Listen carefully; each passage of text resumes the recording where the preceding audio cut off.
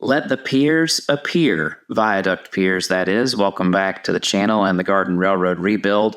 If you're having fun watching the videos, be sure to like and subscribe to the channel or leave a comment. Any advice you want to give me about what you're watching or ways that you've maybe done something different. Or if you just want to trauma bond over this wonderful hobby of ours, be sure to leave a comment. I've enjoyed interacting and in talking with you so far. Well, as I mentioned, viaduct piers, that's going to be on the agenda for today, and maybe, just maybe by the end, a test lap around the new layout. So let's have a look. The job began like any other, taking plans and making things more difficult and longer to complete, of course. Rather than a boring 8-foot half circle, I decided to spice it up with 2 6-foot dog legs, as you can see here on a test in the driveway. This now sweeps the layout over a shallow ditch in my yard where rainwater runs, and it might make for a nice dry creek hardscape someday. From there, my adventure into the landscape arts began, accompanied by my older son. It was pretty funny to see what he was up to while I was focusing on crushing my knuckles and these stakes into the baked clay. After that, it was on to preparing the string line. You might recall from an earlier video that on this end of the layout there will be a spiral loop element, and my version requires no less than 7.5 inches of clearance between the entrance up top and the exit down below.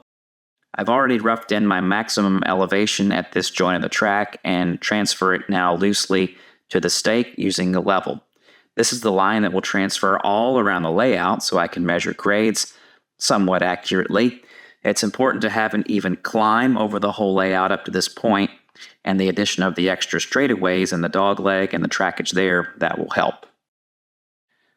Now, about the same time I was out there getting by with my one knot that I remember from Boy Scouts, another YouTuber was making and posting a great video about setting up string lines and the best knots to use, at least in his opinion. So I'll put that link in the description and in the call out, which will appear right about now. Over there is the Hall of Remedial Math. And over here is the trades.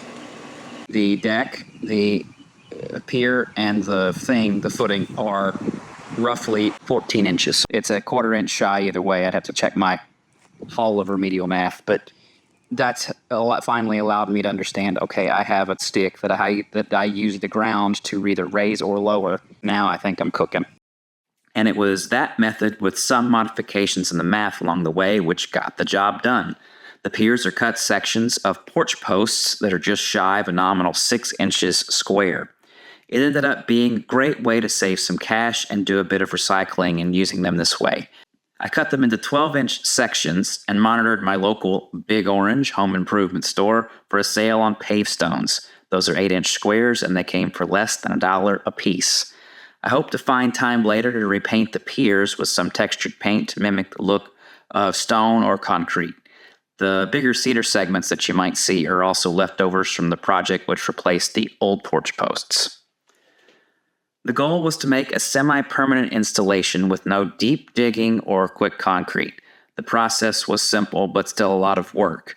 A bit of digging, a bit of paver-based tamping, a bit of leveling, assembly, measuring, and a bunch of repetition, making sure the track wasn't exceeding 2% grade at any one point, as per advice from other railroaders and the manufacturers of my locomotives.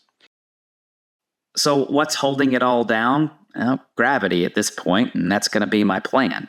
A few friends have similar systems and say it works well. It's a semi-permanent structure that can be disassembled and moved, either into new configuration or if we move to another home someday. And it's just heavy enough to survive stiff winds and storms. Toddlers, however, we will see. I knew this was going to be one of the most technical bits of the build, but of course it proved every bit as challenging, but it also gave me a lot of experience on using lines and string lines and digging and tamping, stuff that'll help me in other projects around our home. On that last day of major construction, the sun was getting low and I knew I couldn't walk away without a little test.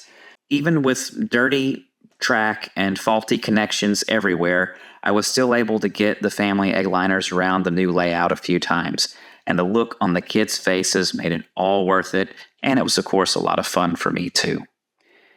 In the next episodes, I'll tackle cleaning and prep for split jaw rail clamps. Those are so important running a DC layout like mine. And I'll start to work through the process of installing some larger span girder and perhaps trestle bridges. And maybe even put down a new small loop for the egg liners and our smaller trains. Don't forget to like this video, subscribe to the channel, and join in the conversation. In the words of Gandhi, be the trains you wish to see in the world. That's not it.